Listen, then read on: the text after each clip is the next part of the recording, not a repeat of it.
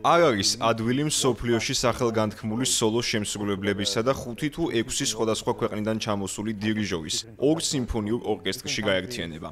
მაგრამ ამავე დროს ეს ძალიან მნიშვნელოვანია მუსიკალური ბიზნესისა და კლასიკური მუსიკის სექტორისთვის. ჩემი აზრით, ეს არის მთავარი. ამ ორი კვირის განმავლობაში ყველა ეს საოცარი ვარსკვლავი ერთად რომ იყრის თავს და მუსიკით ატკბობს აუდიტორიას, მუსიკოსებსა და პერსონალს. ეს შთამბეჭდავია. That's impressive.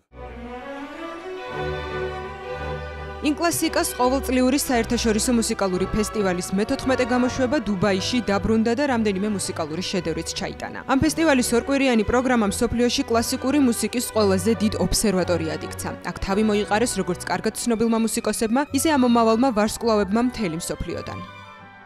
ჩემი აზრით, ის რის გაკეთებასაც ისინი ცდილობენ, ნამდვილად შესანიშნავია, განსაკუთრებით დღევანდელ დღესა და ეპოქაში, როდესაც ასე გვჭირდება მუსიკა, რათა როგორმე დავაბრუნოთ კეთილგონიერება ამ სამყაროში. და ძალიან სასიამოვნოა, როდესაც ამჩნევ, რომ აუდიტორია იზრდება და სულ უფრო მეტი ადგილობრივი მოდის ისეთი მუსიკის მოსასმენად, რომელიც ცოტა არ იყოს უცხოა მათთვის კულტურული თვალსაზრისით. თუმცა, როგორც ვიცით, მუსიკა უნივერსალური ენაა და ჩემი აზრით, ვახერხებთ კომუნიკაციას. But as we know, music is a universal language, and I think we somehow communicate. წლევანდელი ფესტივალი მიეძღვნა რეზიდენტ კომპოზიტორს ალექსეი შორს, რომლის 55 დაბადების დღის აღნიშვნასაც ფესტივალის მთელი პროგრამა დაეთმო. მისი მუსიკა მუდამ თან ახლავს ინკლასიკას ფესტივალს ბოლო წლებში.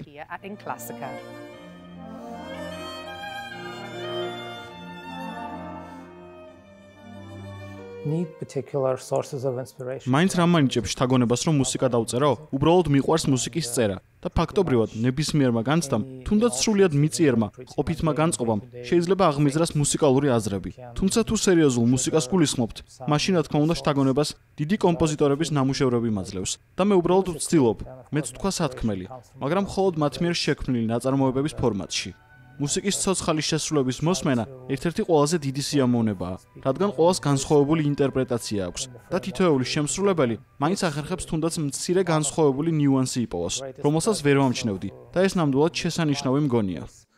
The interpretations are also different and different performers find little nuances that I wasn't aware of and it's truly wonderful for me. 16 კონცერტის განმავლობაში გაიბრწყინეს ტალანტებმა, რომელთა შორისაც იყო შვედი მევიოლინე დანიელ ლოზაკოვიჩი, ვუნდერკინდი, რომელმაც კონცერტი ცოცხალის შესრულებით პირველად 9 წლის ასაკში გამართა.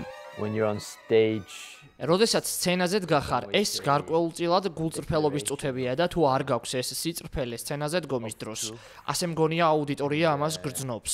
და თუ შემსრულებელი სიყვარულით არ არის განმშვალული, აუდიტორია ვერ იგრძნობს სიყვარულს მუსიკის მიმართ და ვერ მოიხიბლება ისე, როგორც ეს კარგ მუსიკას შეუძლია.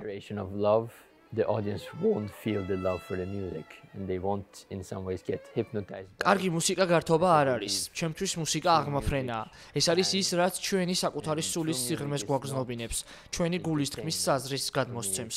კომპოზიტორმა დიდებული მუსიკა რომ შექმნას, საკუთარი თავი ბოლომდე უნდა შესწიროს მას.